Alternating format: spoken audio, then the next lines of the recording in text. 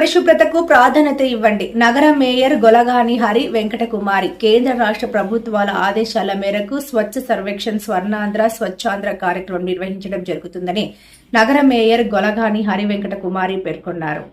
ప్రతి మూడో శనివారం చేపట్టడం జరుగుతుంది. దాంట్లో భాగంగానే ఈ రోజు ఒక ముఖ్య ఉద్దేశం ఏంటంటే ఈ ప్లాస్టిక్ ని సమూలంగా నివారించడము, సింగిల్ యూజ్ ప్లాస్టిక్ వాడకాన్ని తగ్గించడము ఈరోజు ఈ కార్యక్రమం యొక్క ముఖ్య ఉద్దేశము. మీ అందరికీ తెలుసు, ప్లాస్టిక్ వల్ల మనకి ఎన్నో అనర్థాలు వస్తున్నాయి. దానికి ప్రత్యామ్నాయంగా మనము ఈ క్లాత్ బ్యాగ్స్, జూట్ బ్యాగ్స్, ఈ కప్స్ అంటే మనము గోధుమలతో తయారు చేసిన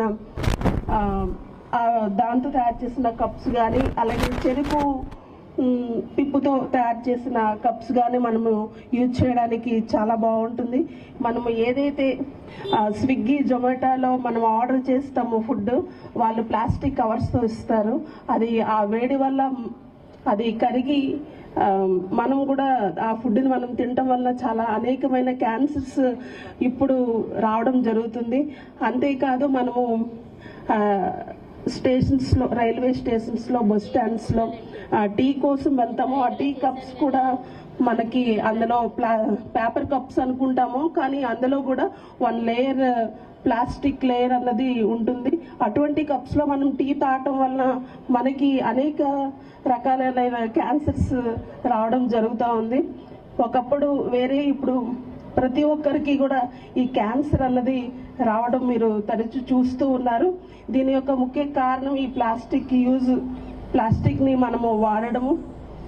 స్విగ్గీ, జొమాటో అండ్ అలాంటివి ఆర్డర్స్ చేయడం వలన మనము ఆ వేడి పదార్థం అందులో ఆ కవర్స్ కొంచెం కొంచెంగా కరుగుతుంది, అది మనకు తెలియదు. అలాంటి ఫుడ్ మనం తినటం వల్ల మనకి క్యాన్సర్స్ వస్తున్నాయి. ఇవన్నీ నివారించాలంటే రాష్ట్ర ప్రభుత్వాలు ఎన్నో కార్యక్రమాలు చేస్తారు. అలాగే గ్రేటర్ విశాఖ మున్సిపల్ కార్పొరేషన్ కూడా ఎన్నో కార్యక్రమాలు చేపడుతుంది. అయినప్పటికీ కూడా ప్రజల్లో ఆ యొక్క అవేర్నెస్ ఉంటేనే కానీ ఇది సాధ్యపడదు. దాంట్లో భాగంగానే ఈరోజు పబ్లిక్కి ఒక అవేర్నెస్ ప్రోగ్రామ్ మనం చేయాలనే ముఖ్య ఉద్దేశంతో ఈరోజు ఈ ర్యాలీ కార్యక్రమాన్ని నిర్వహించాము. ఈ కార్యక్రమానికి విచ్చేసినటువంటి అందరూ కూడా ఎన్జిఓస్ అండ్ పబ్లిక్ సంస్థలు అందరూ కూడా ఇందులో పార్టిసిపేట్ చేశారు. ఇంకా ఈ అవేర్నెస్ ప్రోగ్రాం వల్ల అందరూ కూడా మనం ఈ ప్లాస్టిక్ని సమూలంగా నివారించడానికి ఈ కార్యక్రమం నిర్వహించాలని, అలాగే 2047 సంవత్సరానికి మన రాష్ట్ర ప్రభుత్వము ఒక అందమైన ప్రభుత్వంగా తీర్చిదిద్దాలనే ముఖ్య ఉద్దేశంతో స్టేట్ గవర్నమెంట్ గైడ్లైన్స్తో ఈ కార్యక్రమాలన్నీ నిర్వహించడం జరుగుతూ ఉంది. తప్పకుండా ప్రజల సహకారము అండ్ ఎన్జిఓస్, స్కూల్స్, కాలేజెస్ వాళ్ళ సహకారం ఎంతో అవసరం. మనం గతంలో కూడా అందరి సహకారంతో స్వచ్ఛ సర్వేక్షణలో కూడా మంచి ర్యాంక్స్ సంపాదించుకున్నాము. గత 2 సంవత్సరాల నుంచి స్టార్టింగ్ 9th ర్యాంక్, తర్వాత కౌన్సిల్ ఏర్పడిన తర్వాత 9th ర్యాంక్, తర్వాత 4th ర్యాంక్స్ లాస్ట్ 2 years నుంచి మనము తీసుకురావడం జరిగింది.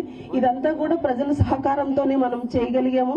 ఇప్పుడు కూడా అంతే సహకారంతో ఇవన్నీ ప్లాస్టిక్ ని పూర్తిగా నిషేధించే కార్యక్రమంలో, ముఖ్యంగా సింగిల్ యూజ్ ప్లాస్టిక్ ని నివారించే కార్యక్రమంలో మీ అందరి సహకారం కూడా ఉండాలని మనస్ఫూర్తిగా కోరుకుంటూ సెలవు.